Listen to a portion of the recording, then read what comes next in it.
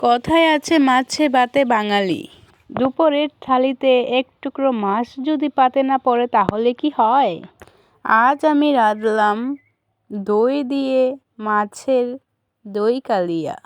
তো চলো দেরি না করে শুরু করা যাক। নমস্কার বন্ধুরা, তোমরা সবাই কেমন আছো? আমি নদিয়া চলে এসেছি নতুন একটি রেসিপি নিয়ে তোমাদের কাছে। এই তো মাছগুলো প্রথমে ভালোভাবে এপিট ওপিট করে ভেজে নিলাম। এখানে হচ্ছে বাটা মশলা রেডি। এখানে হচ্ছে জিরা বাটা, আদা বাটা, পেঁয়াজ বাটা, রসুন বাটা, কাঁচামরিচ বাটা। বাটাবাটি তো রেডি। আর এদিকে দেখো আমার মেয়ে কি করছে। দুষ্টমির জন্য ও ফার্স্ট। কিন্তু আমাদের এখানে একটা পুকুর আছে, আর ওই পুকুরটাতে ও সারাক্ষণই থাকতে চায়। এবার চলো ফিরে আসে রান্নাতে। এবার কড়াইতে অনেকটা পরিমাণ তেল দিয়ে দিয়েছে। তেল দেওয়ার পরে পেঁয়াজটা দিয়ে দেওয়া হয়েছে।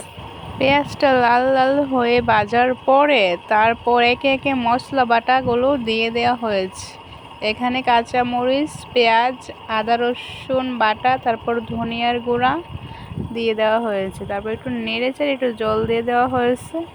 তারপর হচ্ছে মরিচের গুঁড়া, হলুদের গুঁড়া দিয়ে দেওয়া হয়েছে। আর হ্যাঁ, কালিয়াতে কিন্তু চিনি না দিলে একেবারে জমেই না। ফাঁক দিয়ে একটু চিনিও দিয়ে দেওয়া হয়েছে। তারপরে হচ্ছে দইটা দিয়ে দেওয়া হয়েছে।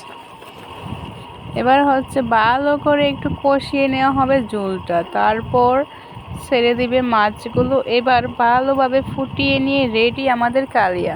আর আজকের মতো বাই বাই।